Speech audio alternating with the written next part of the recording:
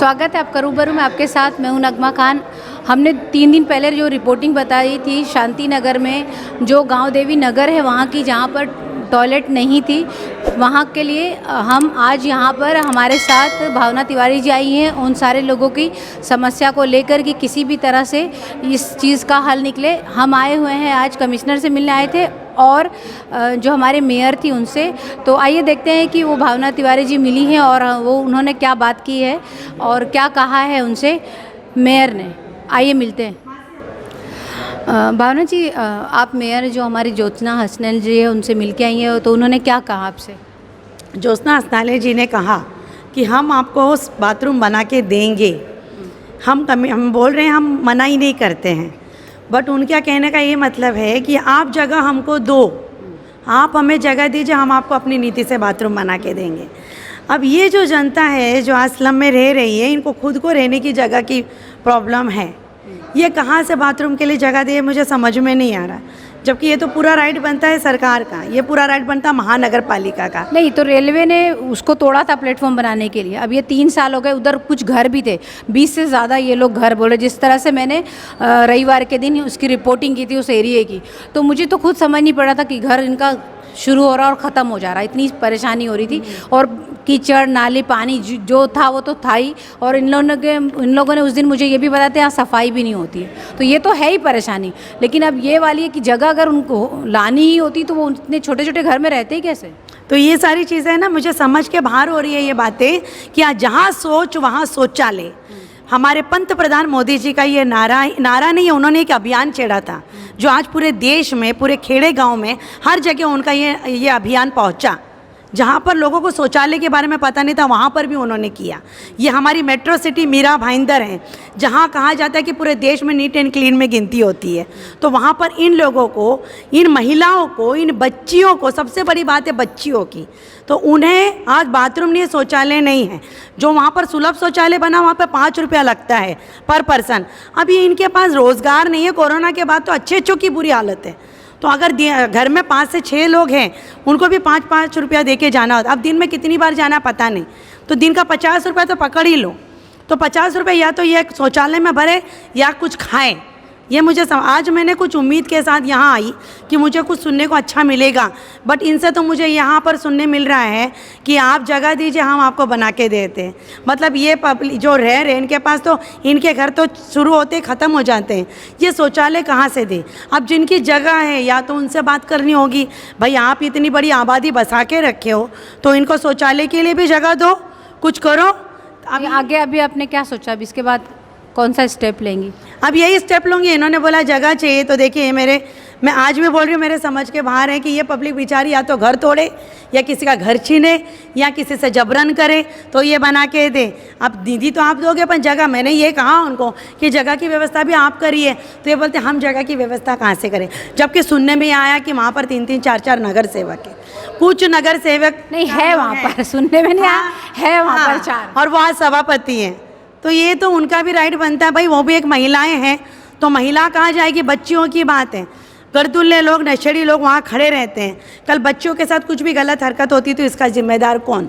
हाँ, रही बात, आपने मुझे ये पूछा कि अब आप क्या करोगे, तो मुझे तो इनका जवाब मिल गया। अब जो करना है हमको देखना है कि पहले तो वहाँ जाकर मुझे ये देखना पड़ेगा कि जगह है या नहीं है, फिर जिनकी वहाँ जगह है मालिकानी, उनसे बात करनी पड़ेगी। तो ये सारी चीज़ें हैं। बहुत सारे सरकार प्रावधान होते हैं, वो सारे पेपर पे हैं, बाकी ज़मीनी स्तर पर जिस तरह से आपने बोला वो मुझे दिखाई नहीं देते। और मीरा भाईंदर का जीता जागता उदाहरण है, जो आज 25-25, 30-30 साल से लोग वहाँ रह रहे हैं। ज़्यादा से हमने पता किया था, ये लोग ज़्यादा वक्त हो गए, ज़्यादा वक्त से वहाँ रह रहे हैं। तो ये सारी चीज़ें हैं। और आज इतने साल के बाथरूम थे, तोड़ने से पहले सामने वाले को ये सोचना था कि मैं तोड़ तो रहा, ये कहाँ जाएंगे? मतलब मानवता कहीं रही नहीं है, दरिंदगी हद से बदतर है। तो ये अपनी बहू बेटियों को क्यों बाहर नहीं भेजते? ज़्यादा से ज़्यादा क्या होगा, उनका पता लो और उनके घर में भेजो। फिर जो भी वहाँ के लोग हैं, जो वहाँ के प्रतिनिधि हैं, उनका पता लो और उनके घर पे भेजो इनको बाथरूम, जब तक जगह का बंदोबस्त नहीं होता। मैं तो यही कहूँगी। चलिए, हमसे बात करने के लिए शुक्रिया जी, धन्यवाद। अभी मैं आयुक्त को नीचे देख के रिसीव ले लेती हूँ। हाँ, रिसीव है ना, और ये सबको रिसीव ले लेती हूँ। अभी इनको एक देना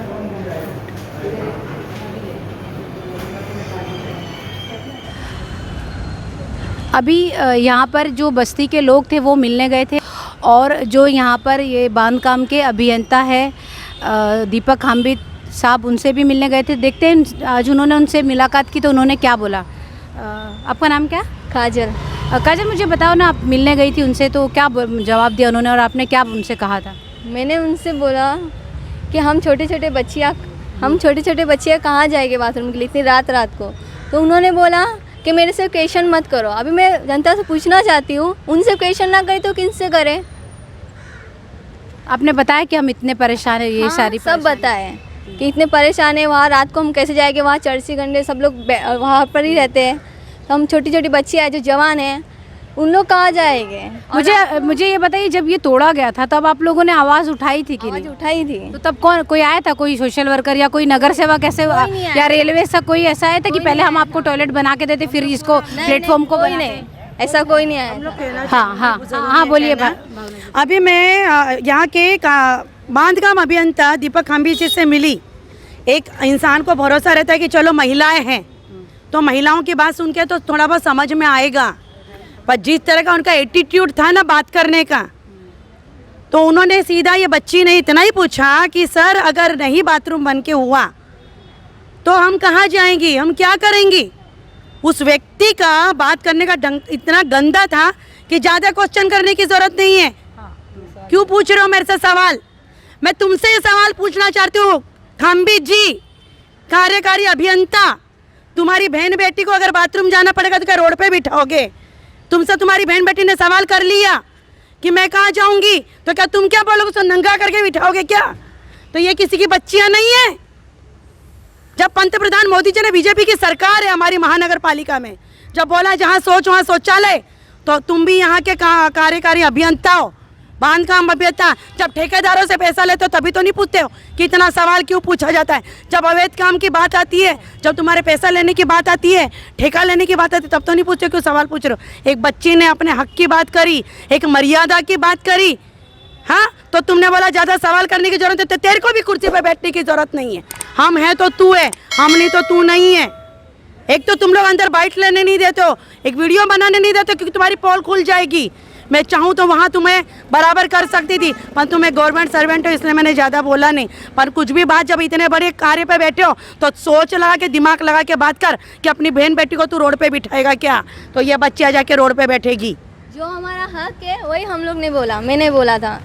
तो उतने में बोला तो ज़्यादा मत बोल, तुझे कोई हक नहीं है सब ऐसे बात करने। तो मैं कहाँ पूछूंगी, वही बोलेंगे ना। कार्ड किसका बना के दोगे?